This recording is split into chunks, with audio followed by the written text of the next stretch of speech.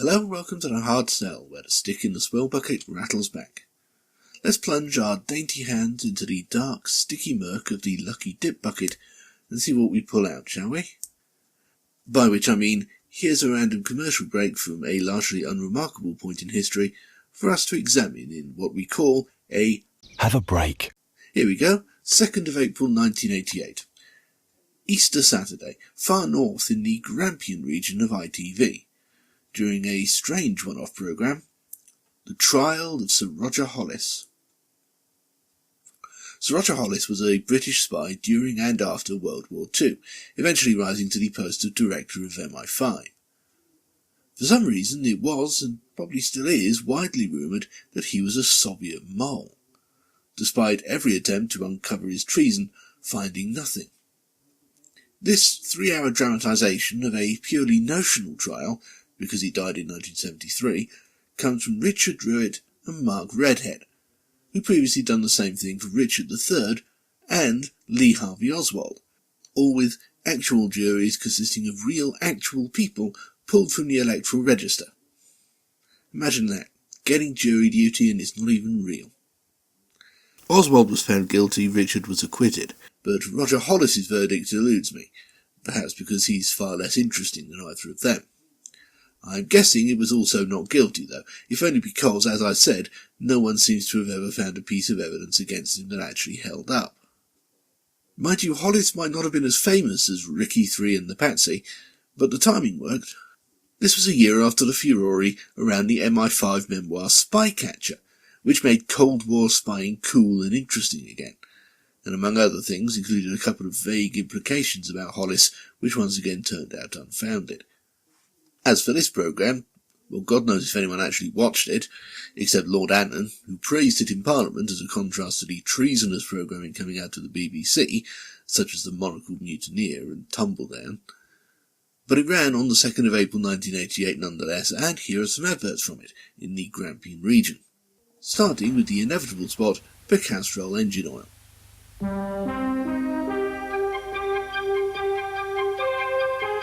There is an oil that is continually changing, keeping pace with engine technology, so you can be confident no matter how hard you drive your car. There is one moving part in your engine that has the future built in. It is Castrol GTX liquid engineering, fitted in your engine. For some reason engine oil seems to have been a hot consumer product in the 80s, at least judging by how many breaks from the decade include a vaguely fetishistic animation of a trail of the stuff caressing various pieces of metal to the sound of some faintly new age pulsing synth. And that's just the aesthetic of Castrol liquid engineering. If it wasn't this, it was usually Duckham's, for which cars and trucks move under their own power to get some, like it's crystal meth for Transformers or something. I don't know why engine oil seems so much more important then than it is now, so much more advertised anyway. Maybe advancements in car technology means it lasts longer, so it's not particularly economical to spend on big campaigns. People aren't going to buy it as often. Maybe it's just that it's not an especially interesting product in the first place, and it's been shoved out of the way by cooler things to advertise. Maybe half the manufacturers bought each other out, so there's little or no competition anymore. Neighbours with a long way to go, lighting watches glow. You can do it when you B&Q it. An hour to see you through. B&Q it, make it good as new. B&Q it, you can do it when you B&Q it. Making about time fun. B&Q it, seeing a job well done. B&Q it, you can do it when you B&Q it. Classic 80s montage, albeit of extremely mundane things. But that doesn't matter because an 80s montage makes everything exciting. Shower installation. A babby being amazed at shiny things. A truly amazing mid-80s woman painting a mural of Simon Mayo for reasons beyond the realm of normal human understanding. Even a brief glimpse at Manass. All, of course, to a power pop booster song. And hey, they finally nailed the classic "You can do it when you B&Q it" jingle. It took 'em a while. Save more when you B&Q it. So? The best way to do it, B&Q it. You can do it when you B&Q it. But here they finally reached the hyper-banal earworm that persists to this day whether we like it or not. The verses were soon deemed unnecessary, of course. You can do it when you B&Q it. When's lunch, please? Ah, classic kiddywink scenario, the outnumbered brother getting roped into girls' games. I know it well, even though I was an older brother. This time they're playing aeroplane, so at least he gets to play a pilot. I fly first class because I like good service. It's the duty feast before lunch. Muddy, for whatever reason, the costumes come out more SS officer, which is more than a bit disturbing. It also suggests a question of where exactly they found it, and if it was under their parents' bed, next to a monocle and a whip, and some fluffy handcuffs. Anyway, put all that out of your mind if you can, because it's just an advert for Milky Way. Can I get you something to be going home with? No, thank you. What will I look like on the beach? Enjoy your flight. Ah, Milky Way. That is tempting. The cloud of fluffy nougat wrapped in chocolate. American viewers think Three Musketeers. That is tempting. Milky Way. Whipped light and fluffy so it won't fill you up, and covered in milk chocolate. It's so insubstantial, yet so delicious, it doesn't ruin your appetite. At least that's the theory, and the selling point, for a long time, until it was stymied round the turn of the century by 3 issues. First, that it's just too long and wordy a slogan for increasing the ADHD adult times, especially for a product aimed largely at children. Second, and connected to the first, it implicitly encourages children to sneak confectionery, which, amidst a rise in obesity and tooth decay, was highly frowned upon, if not soon literally illegal. And the third and final issue is simply that it's not really provably true. Aren't the pilots looking younger these days? Not gonna lie, that's an unsettling final shot. Milky Way, the sweet you can eat between meals without ruining your appetite.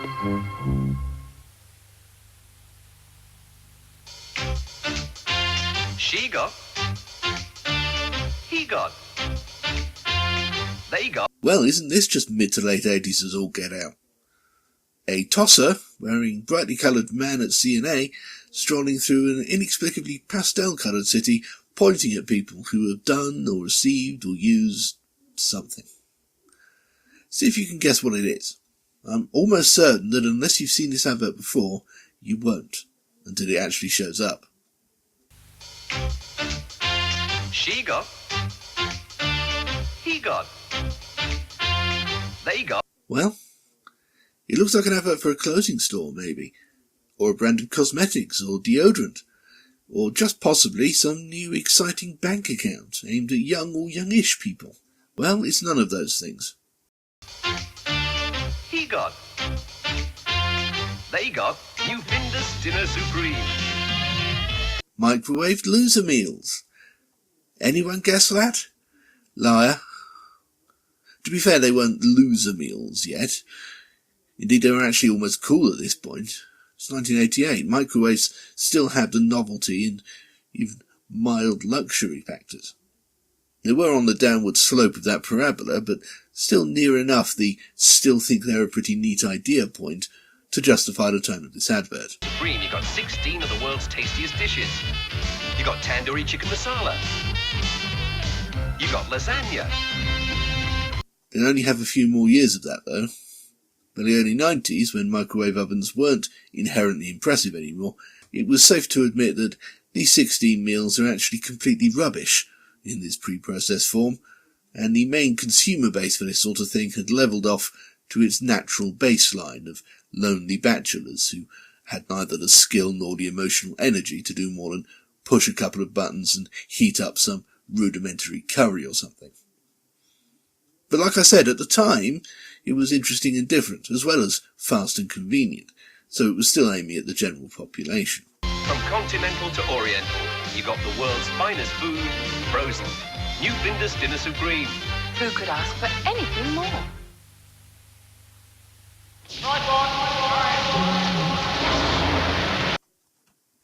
This next advert is one of those ones you're not supposed to think about too hard.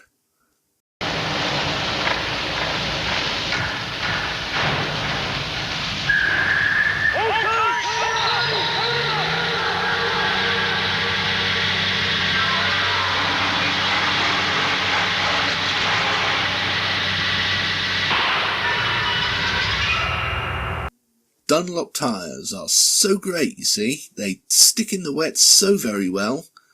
See how even this massive crane can't pull them up, and ends up leaving the wheels behind altogether, along with part of the bumper. Be impressed by this image. Under no circumstances think about the obvious conclusion that this kind of efficiency would actually render them useless. The wheels need to go round, guys, for the car to move. What madness is this? When it's wet, nothing sticks to the road better than a Dunlop. I do like how the various raincoat men just sort of shrug and give up and go home at the end. Nothing sticks to the road better than a Dunlop. Fuck it, I'm paid to move cars, not wheels. A car speeding towards the camera shot on film. Could this be a public information film? Is the car about to be introduced to a tree or wall at high speed? No, it's just an advert after all. The car's speeding because it's a rally car, it's meant to. Even if the co-driver seems to be getting a bit frantic. More like a couple trying to find their hotel, really. People are really going out of their way to take part in the Stanley Euro Rally. Stanley are giving away 5 outstanding Peugeot 205 GTIs and over £5,000 worth of superb Stanley hand tools. Yes, out comes Stanley, the venerable tool company, who are sponsoring the forthcoming misspelled Euro Rally. Just buy one of a selected range of Stanley tools. See? Rally. I don't know what that affectation is all about, to be honest, but Simon Cadell, for one, is excited. And to celebrate, Stanley are giving away a bunch of Peugeots and several thousand quid's worth of tape measures and retractable knives and wrenches and God knows what else. Just drive into the mystical cave that leads to Stanley Heaven, which looks like a tent, but don't think about it, buy something and pick up a leaflet, and you too could something whatever. And pick up your entry form. Don't miss your chance to win in the great Stanley Euro Rally. Stanley helps you do things right. Business Air announces a new key route for business people. Business Air. Aberdeen-based, then less than a year old, which is why the advert is chips cheap. This isn't British Airways hurling money at the Saatchis to visualise the maddest scenarios they can imagine. In fact, it's basically the airline for Scottish oilmen. Hence the new destination being advertised here.